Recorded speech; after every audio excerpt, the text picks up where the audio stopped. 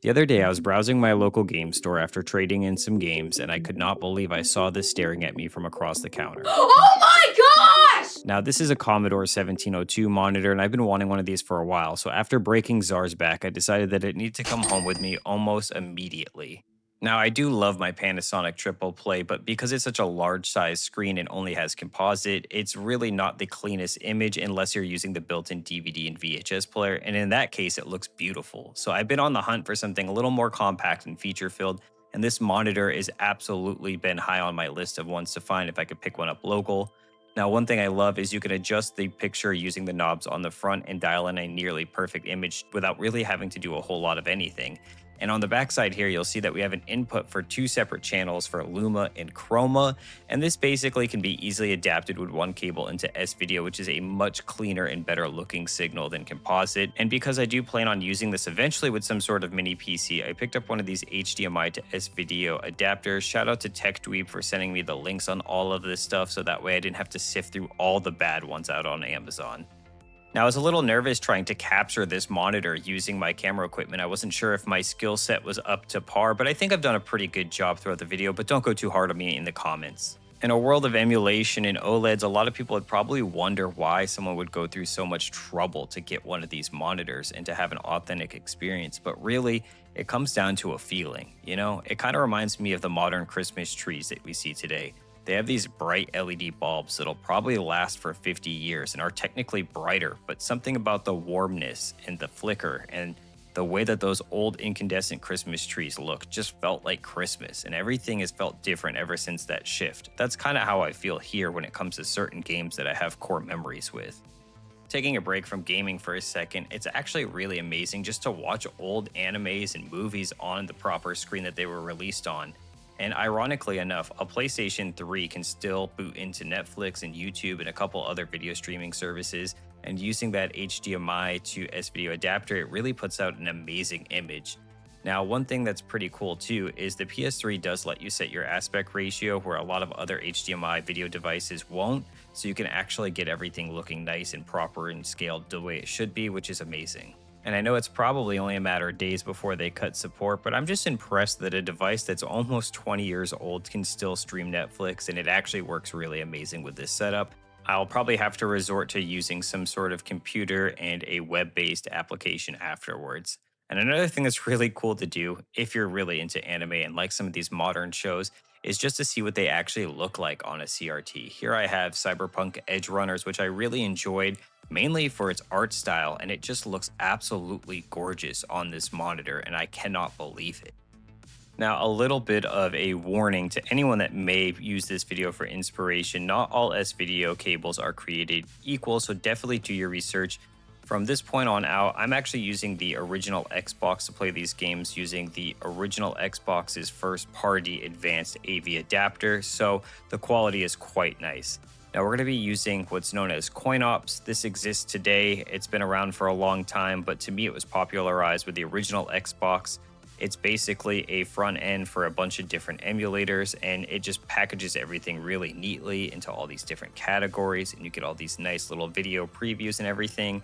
And it was actually probably my first real introduction into emulation, but it still puts out a lot of great performance for these older systems. And until I can get that PC build that I mentioned before, this is probably going to be how I play a lot of my favorite retro games.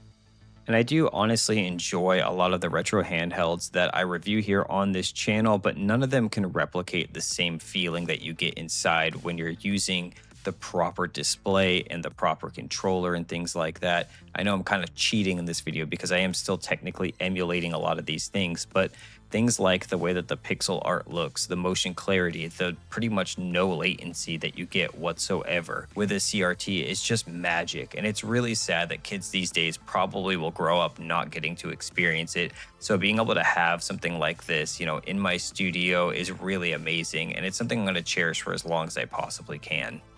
Now, I don't know if this is the artist in me, but clearly back in this day and age, they had to do the best they could to try to get the most out of these displays. And a lot of that went into the art style of the way that, character sprites and backgrounds and everything were all designed, as well as color palettes and things. All those limitations that were placed on the developers really means that they were creating to kind of work with this technology, and it really shows. If you try to play one of these retro games on a monitor display, especially if you blow it up nice and big, everything just looks chunky and like a bunch of squares. But when you go back to looking at it on one of these proper displays, everything is blended, everything's smoothed out, all of the colors, the gradients, everything just blends in the way that the artist envisioned.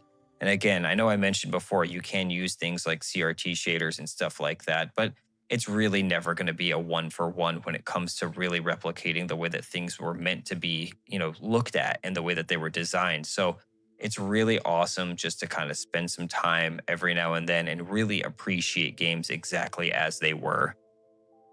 Back in the day, we used to really look at console generations as massive leaps in technology, and going from 2D to 3D, the first thing that comes to mind is the N64, because not only was it the first time that I actually experienced 3D gaming on a home console, but it was also one of the first shocks I ever had when I dug out my old N64 and tried to hook it up to a modern television set to see how bad it looked. It looked like someone had smeared Vaseline all across my screen, and it's just one of those systems that really just looks its best on a proper CRT television or monitor. And it's just amazing to see what that S-Video connection is able to do compared to the composite. It really just brings out the life in this device. And though I am really extremely happy with my purchase, I did pay a $250 premium to pick up this device from my local game store. And I did so comfortably knowing that the people there were able to take a look at it and make sure that everything was good and that it should stand the test of time for quite a bit longer.